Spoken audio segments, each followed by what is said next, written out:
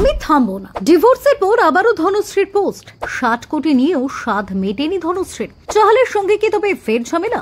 দেখুন, social media influencer এবং choreographer Dhanashree Varma এবং ক্রিকেটার যুজবেন্দ্র চাহাল তাদের বিবাহ বিচ্ছেদের খবরের কারণে দীর্ঘদিন ধরে শিরোনামে রয়েছেন। তবে তারা দুজনেই এখনো পর্যন্ত এই বিষয়ে নীরবতা বজায় রেখেছেন।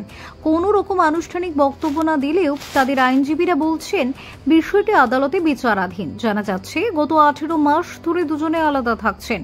কিছু প্রতিবেদনে দাবি করা হয়েছে ধনশ্রী এরই মধ্যে যুজবেন্দ্রর কাছ থেকে 60 কোটি টাকা ভরণ পোষণ দাবি করেছেন, কিন্তু ধনশ্রী এবং তার পরিবার এই প্রতিবেদনগুলিকে মিথ্যা বলে দাবি করেছেন।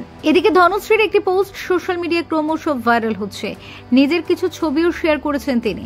সেই পোস্টে তিনি বলেছেন তিনি পরাজয় মেনে নেবেন না, কেউ তাকে থামাতে পারবে না। ধনশ্রী আরও বলেছেন এখন তিনি আগের চেয়ে আরো শক্তিশালী এবং নির্ভীক বোধ করছেন। মহাশিবরাত্রি উপলক্ষে তিনি তার কিছু ছবি এবং ভিডিও শেয়ার করেছেন, সবাইকে শুভেচ্ছা জানিয়েছেন। এছাড়াও তিনি লিখেছেন ঈশ্বরের আশীর্বাদে তিনি সম্পূর্ণ নিষ্ঠার সাথে তার কাজ করছেন। এর আগে ধনশ্রীর পরিবারের পক্ষ থেকে একটি বিবৃতি জারি করা হয়েছিল। ডিভোর্সের বেশিরভাগ খবরই নাকি মিথ্যে। পরিবারের পক্ষ থেকে বলা হয়েছে এত বড় অঙ্কের টাকা দাবি করা হয়নি।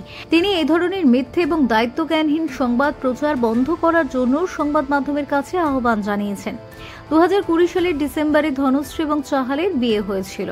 2024 সালের শেষের দিকে তাদের সম্পর্কে তিক্ততার খবর বেরিয়ে আসতে শুরু করে। দুজনেই একে অপরকে ইনস্টাগ্রামে আনফলো করেছেন। ধনশ্রী তার নাম থেকে চাহাল সরিয়ে দিয়েছেন।